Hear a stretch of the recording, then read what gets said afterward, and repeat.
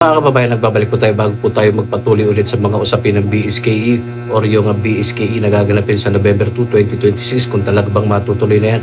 Aba, pag-usapan muna natin to, no, kung gaano ba ka-epektibo ang ating mga barangay officials, mga barangay kagawad. Ito kasi meron pong pahayag si DILG Secretary Rimulya tungkol po sa mga ordinansa. Itong mga ordinansa na itong kanyang sasabihin dito na aking ipakikita sa inyo, alam ko dati na to no? Kumbaga, dapat magkaroon lang ng kamay na bakal.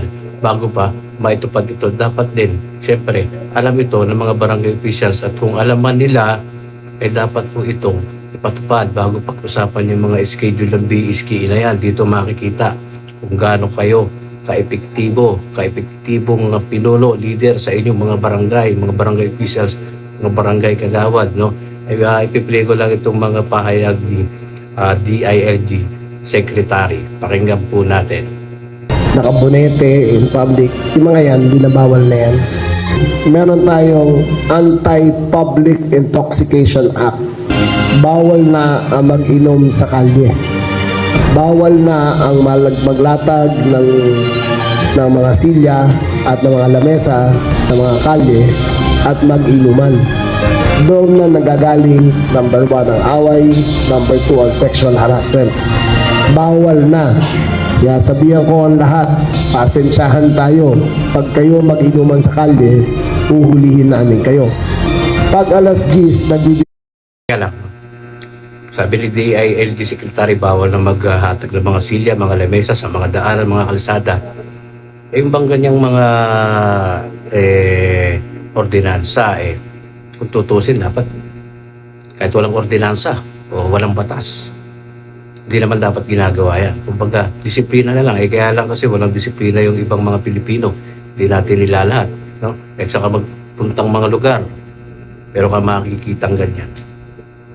Sa gabal, no? Nagiinuman sa daan, ganun. Mali po yun. At alam ko, matagal na po itong pinatutupad dito nga sa lugar namin. Merong ganyan, ordinansa. Kaya lang, ningas kugon lang, hindi tuloy-tuloy. Pati yung karpyo na yan sa mga kabataan. No, matagal na po yan dito. Kaya lang hindi nga na ipatutupad ng gusto kasi depende kasi ito sa barangay captain o mga kagawad. Kung tutusin, dapat pag mayroon na ganyan, tuloy-tuloy po yan. Bakit kamo sila takot manita sa kanilang mga nasasakupan? Kasi pag siguro natatakot mawala ng boto sa darating na mga eleksyon. So, dito makikita kung gaano ka-epektibo ang mga barangay official. No? Hindi dapat ningas kugon. Dapat tuloy-tuloy po yan. Huwag nyo iasa sa pulis. Kasi sa mga bawat barangay, nasasakupan niya. Siyempre, sa barangay po yan unang-unang lalapit. Di po ba? Kung merong mga ganyang mga lumalabag sa ordinansa. Tuloy natin. okay pa kayo, o kapitbahay nyo, nagbibideo kayo, tumawag pa kayo sa 911 at pupuntahan po ng pulisyan at papatigilin. May mga magulang dyan, alas 8, alas 9, tulog na. Magkatrabaho yan, alas 4, gising na. Matulog naman kayo. Kung ayaw nyo matulog, magpatulog naman kayo. Patulogin nyo mga kapitbahay nyo. Bawal na ang walang tissue. Ayan, so matagal na rin yan tungkol sa pagbibideo ng inaabot ng alas 12 hanggang madaling araw. Totoo naman yun. Mahiya naman sa mga kapitbahay. So, hanggang alas 10 saktuhan lang yan. Ako mahilig din ako mag-video Pero pagdating ng mga ito, nung simula ng pinatupad yan, siyempre, bago mag alas 10, tigil na. No?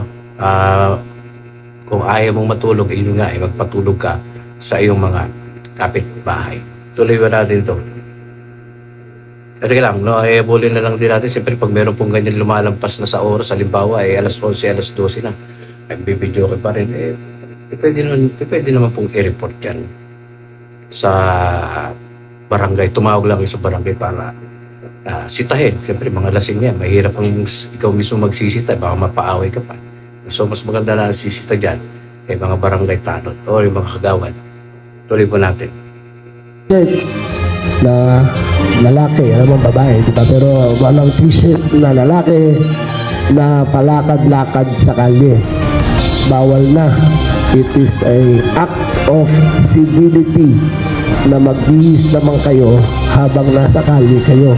Pag kayo ay walang suot na t-shirt at taubad at palakad-lakad, kahit gaano kainit, magsanto man lang kayo. Okay? Bawal na po yan.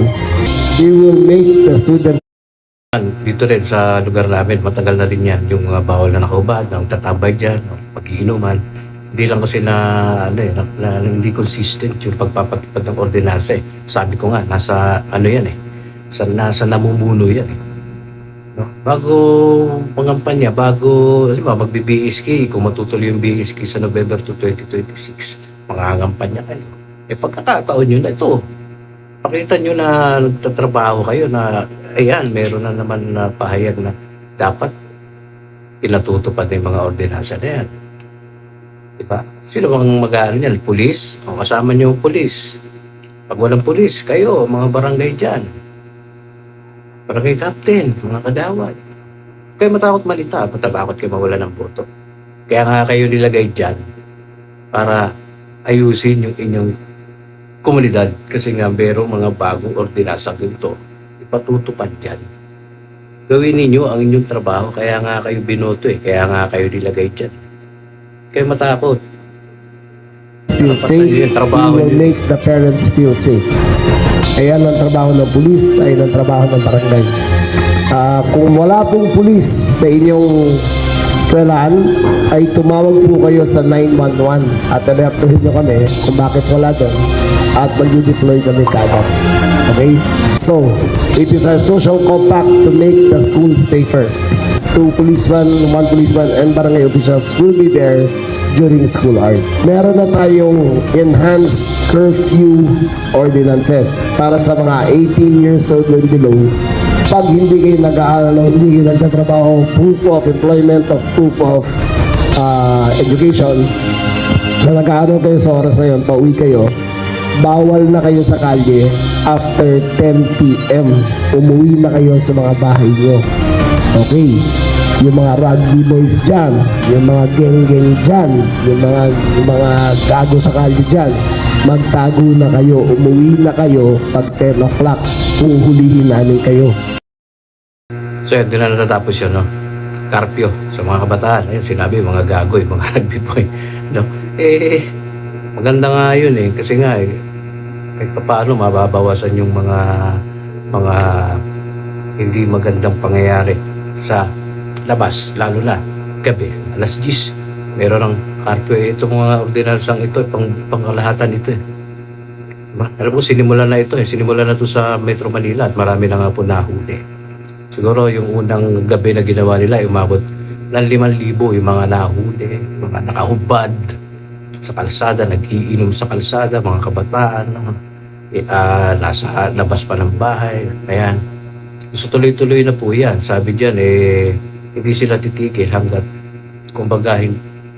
masanay yung komunidad na sa sistemang gano'n, sa mga ordinansang ipinatutupad na ito ng TILG. Buong kapuluan po ito. Ngayon, diyan makikita kung gaano kagaling o kung gaano ka-epektibo ang isang barangay officials. So bago natin pag-usapan yung BSKE na kung matutuloy sa November, andyan pa kayo eh. Trabaho muna. Diba? Diba? Ipakita naman ninyo na talagang sincere kayo sa inyong pagtakbo at kayo pa inanalo. Pinanalo kayo, magtrabaho kayo. Di ba? Diyan yan eh. Hindi po yung kapag malapit na eleksyon, doon lang nakikita yung mga hilatsa ng mukha nyo.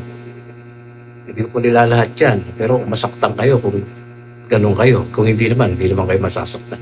Kung kayo nagtatrabaho. Hindi po ba?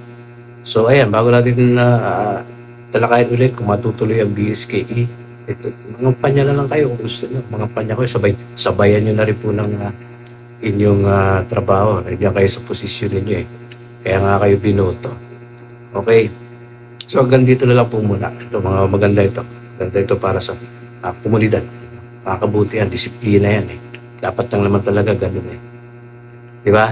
Pangunahan yan ng kapulisan at mga barangay officials. So hanggang dito na lang pakishare ng ating video. Kung bago ka lang dito sa ating channel, please pasubscribe naman and share ng ating video. So maraming salamat.